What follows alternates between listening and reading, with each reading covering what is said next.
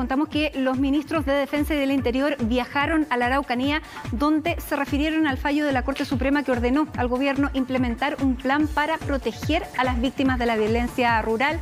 María Luisa Carrión nos va a contar todo el detalle de esto y del viaje. ¿Cómo estás, Marilu?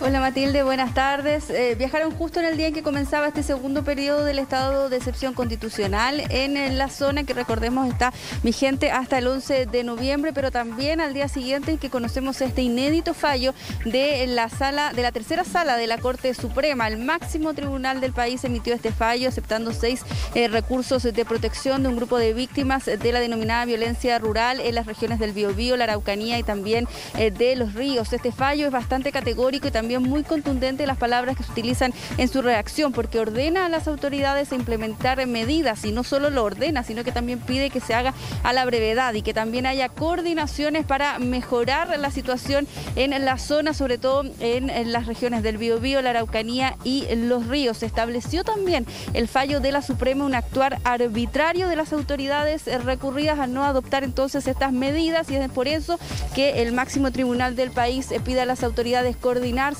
e implementar un nuevo plan. De visita en la región de la Araucanía desde Temuco fue el ministro del Interior, que también es nombrado en este fallo de la Suprema por parte de las víctimas, a quien le tocó responder sobre este inédito fallo del máximo tribunal de nuestro país. Lo hizo primero diciendo que cuando este fallo no tuvo en sus manos la decisión o las medidas adoptadas por el gobierno en cuanto a declarar estado de excepción constitucional, pero también devuelve un poco la pelota a la Corte Suprema y a las Cortes al decir de que muchas veces se deja en libertad a las personas que se detienen por tener órdenes pendientes o por tener otros conflictos con la justicia. Escuchemos en primera instancia que señala el ministro del Interior desde el sur del país.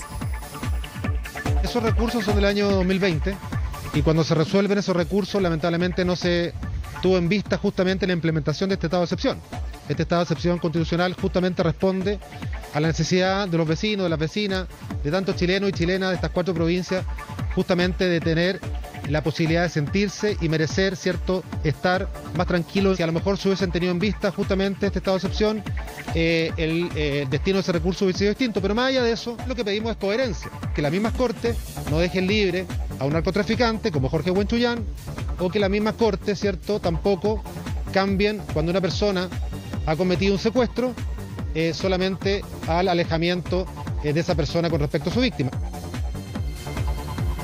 Claro, responde entonces el ministro del Interior el emplazamiento que hace la Corte Suprema a través de este fallo de la tercera sala de la Corte del máximo tribunal del país, con otro emplazamiento también a las Cortes de Justicia a no dejar en libertad a las personas que son detenidas. En medio de este viaje a la Araucanía, el ministro también realiza un balance de lo que ha sido el trabajo de las policías en medio del estado de excepción constitucional. Según las cifras que maneja el gobierno y que dio a conocer durante esta jornada el ministro Delgado, en todo este periodo han existido un 43% menos de atentados, un 61% menos de hechos de violencia, también un 80% menos de usurpaciones, y en todo lo que va del estado de excepción constitucional se han detenido a 40 personas que tenían diversas causas pendientes con la justicia. Parte del balance que realiza en medio de este contexto de visita a Temuco en el día que comienza este segundo periodo de estado de excepción constitucional que dura hasta el 11 de noviembre. También hay otras declaraciones referentes a este fallo de la Suprema, muy valorado por diversas organizaciones de la zona que también realizan otros emplazamientos. Escuchamos en primera instancia qué es lo que dice de la multigremial de allá de la zona.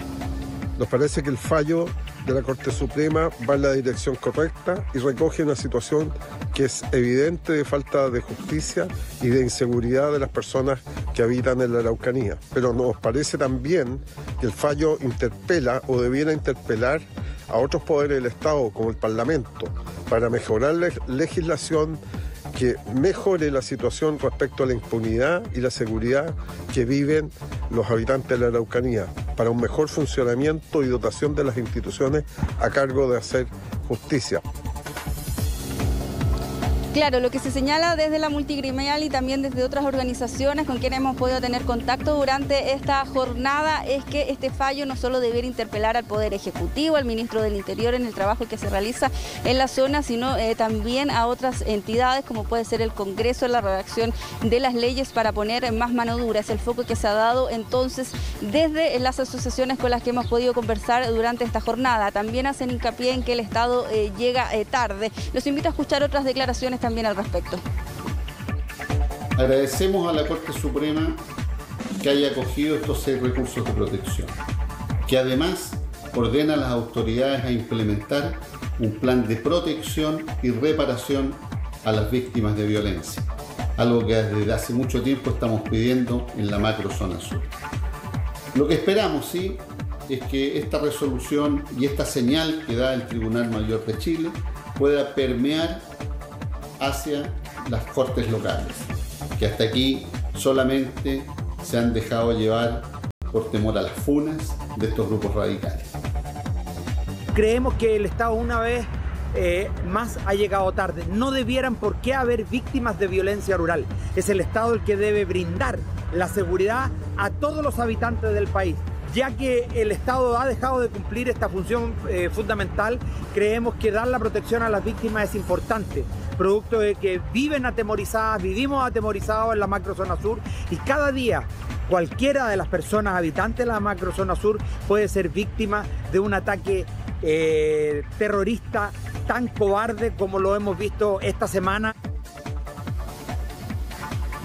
Inédito fallo entonces, Matilde, de la Corte Suprema que golpea, por así decirlo, la mesa por lo que ocurre en la Araucanía al aceptar estos 6 recursos de protección de un grupo de víctimas del Biobío, de la Araucanía y también de los ríos, que interpela, dicen desde las asociaciones, ojalá no solo al gobierno, sino también a otras instituciones como el mismo Poder Judicial o también el Congreso que redacta las leyes. Así es, vamos a ver las reacciones que surgen luego de esto. María Luisa, gracias por toda esta información, que tengas una buena tarde. Chao.